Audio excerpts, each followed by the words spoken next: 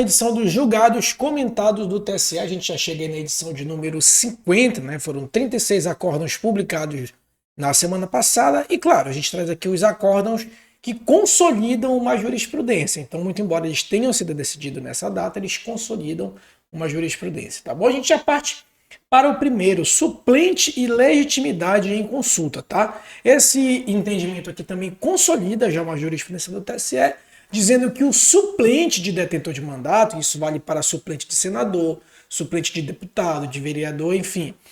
O suplente, muito embora nem vereador tenha legitimidade, né? Mas o suplente, ele não tem legitimidade para propor consulta eleitoral, é o que diz aqui esse entendimento. O suplente de detentor de mandato eletivo, por não possuir prerrogativa do titular, não detém legitimidade para formular consulta. Isso porque vocês sabem que a Justiça Eleitoral ela tem como uma de suas funções a função consultiva.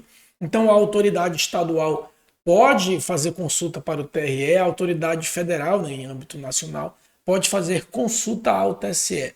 Nesse caso aqui, um suplente de senador fez a consulta e o TSE entendeu que ele não era legítimo para propor a consulta e por conta disso não conheceu.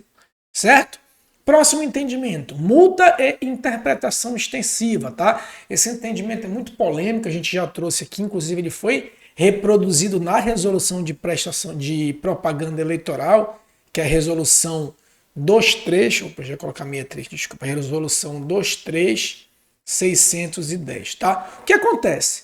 Vamos ler o enunciado, depois a gente sintetiza. A multa prevista no 57D da Lei das Eleições incide sobre casos de disseminação de conteúdo sabidamente falso, né, conforme jurisprudência do TSE para as eleições de 22. O que acontece? Antigamente, o que o TSE dizia? Bem, para proposição de uma multa, a aplicação de uma multa, tem que ter previsão expressa legal.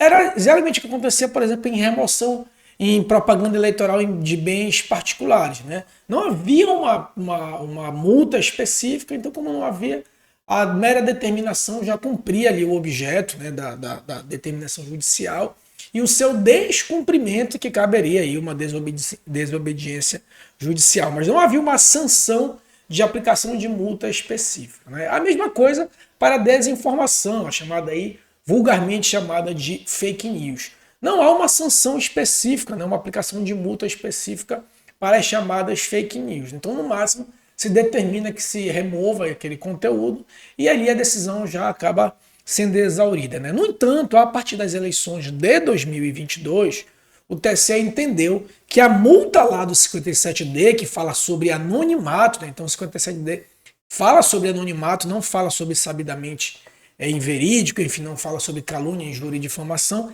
Essa multa, né, o TSE entendeu que pela teleologia, né, o telos, né, como diz se costuma muito usar essa questão do latim da teleologia, a teleologia desse dispositivo se aplicaria a mensagens sabidamente verídicas ou mensagens falsas e que, portanto, a veiculação de mensagens falsas poderia ser sancionada com a multa prevista no do 57D, tá? Entendimento polêmico, de qualquer sorte, ele foi sedimentado e, inclusive, colocado expressamente na resolução 23610, que é a resolução de prestação de contas. Certo? Próximo entendimento, prazo em dias úteis, tá? Conforme a jurisprudência desta corte, por força da resolução 23478, que resolução é essa, professor? Essa resolução, ela vai tratar da aplicação do CPC no âmbito da Justiça Eleitoral. O disposto no artigo 219, que seriam prazos em dias úteis, né? Prazos em dias úteis, contagem em dias úteis, não se aplica aos feitos eleitorais, certo? Então, só para sedimentar aqui que no âmbito da Justiça Eleitoral, a contagem em dias úteis não se aplica. Então, durante o período eleitoral, que é aquele período lá que vai do dia 15 de agosto até o dia 19 de dezembro, que é o dia da diplomação, o prazo é corrido, sábado, domingo e feriado. Fora desse prazo é conforme o antigo CPC. Mas em dias úteis, tá, como regra geral, não é computado aqui na Justiça Eleitoral. Certo? A gente tem uma exceção ali, que é a execução de multa eleitoral, mas isso aí é uma outra história. Tá? E legitimidade é partido autônomo. A gente fez, inclusive, um destaque, tá, desse julgado, depois dá uma olhadinha aí, a gente fez o destaque do seguinte, ó, ilegitimidade ativa de partido político para as ações eleitorais de forma autônoma quando pertencer a uma federação por expressa previsão legal para atuar como se fosse uma única agremiação. Então, partido A, B e C é federado, o B não pode propor uma representação de forma autônoma porque a federação tem que atuar em conjunto. Então, somente a federação que pode atuar e não o partido de forma isolada. A gente comentou, né? Depois dá uma olhadinha aí sobre proposição autônoma de partido que pertence à federação, tá? O que a gente sabe é que tanto em coligação quanto em federação, os partidos não podem atuar, como regra geral, não podem atuar de forma isolada, certo? Não detém legitimidade. Próximo entendimento, propaganda antecipada, tá? Esse tema também já apareceu algumas vezes aqui. O entendimento diz o seguinte: a configuração da propaganda antecipada ou extemporânea, né? Isso aqui vocês já estão cansados de saber. A propaganda só é permitido a partir do dia 16 de agosto. Então, tudo que acontece antes do dia 16 de agosto, se não tiver previsto lá no 36A da Lei das Eleições, que são chamadas excludentes de propaganda antecipada, então, no 36A tem um rol de condutas em que se permite fazer mesmo antes do dia 16 de agosto, desde que não tenha pedido explícito de voto. No entanto, o TSE ampliou essa interpretação, disse que, alternativamente, ou seja, o que acontecer, não basta apenas o pedido explícito de voto, né? Não é só o pedido explícito de voto que atrai a conduta da propaganda antecipada. Outras questões podem levar à sanção de propaganda antecipada. E quais são as condutas que podem levar à propaganda antecipada? Utilização de formas proscritas, né? Forma proibida, olha aí o termo antijuridiquês aqui. Então, forma proscrita nada mais é do que forma proibida. Por exemplo, utilização, pagar propaganda antecipada em TV e rádio, né?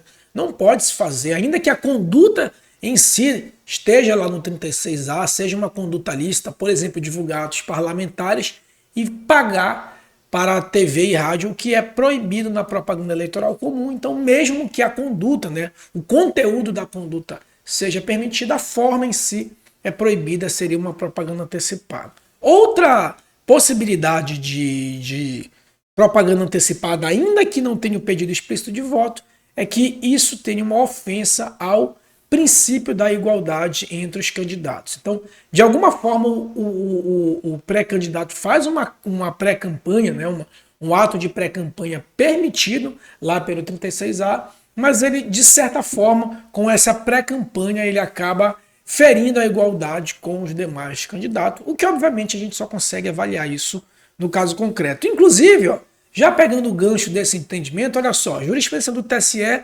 firmou-se no sentido de ser vedada a propaganda em outdoor. Por quê? Porque é uma forma proscrita, não pode fazer campanha em outdoor durante o período de propaganda eleitoral, independentemente do pedido explícito de voto. Então é interessante, né? Porque o 36A diz que tem que ter o pedido explícito de voto, ou as chamadas palavras mágicas.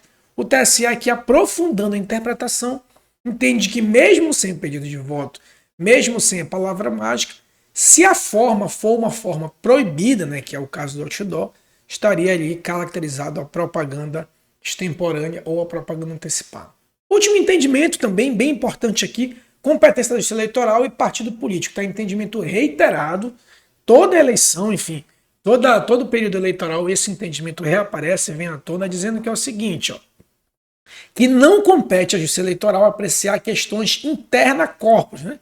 Questões internas do partido, a não ser que a decisão produza reflexos no processo eleitoral. Nesse caso aqui, a disputa da presidência do PROS encontra-se judicializada no STJ. Ou seja, trocando em miúdos o que isso quer dizer, como regra geral, a Justiça Eleitoral não é competente para julgar questões internas do partido, a não ser que essas questões internas tenham um reflexo no processo eleitoral. Quer ver um exemplo muito comum? Por ocasião das convenções partidárias, um órgão nacional, por exemplo, dissolve um diretório municipal sem conceder o contraditório e ampla defesa lá para os dirigentes, né? Então, essa dissolução, muito embora seja algo interno a corporis do partido, vai ter uma consequência no processo eleitoral, porque impacta lá na escolha dos candidatos nas convenções partidárias. Mas, fora esse reflexo direto no processo eleitoral, como regra geral, as questões internas do partido devem ser resolvidas lá na justiça comum, tá bom? Então, esses aí foram os julgados da edição de número 50, né? Já chegamos aí na edição de número 50 dos destaques dos julgados do TSE, tá bom? Não se esqueça aí de curtir o vídeo, comentar, compartilhar, se inscreve no canal. Isso é muito importante porque ajuda a crescer o canal, tá bom? Se quiser se aprofundar em direito eleitoral, ou para concurso público, ou para prática eleitoral, oficina de direito eleitoral, ou com o curso para concurso, vou deixar o link aqui na descrição. Obviamente que a gente tem aulas de aprofundamento para concurso e aulas de aprofundamento para prática eleitoral com aulas distintas e separadas, tá bom? Forte abraço e até a próxima.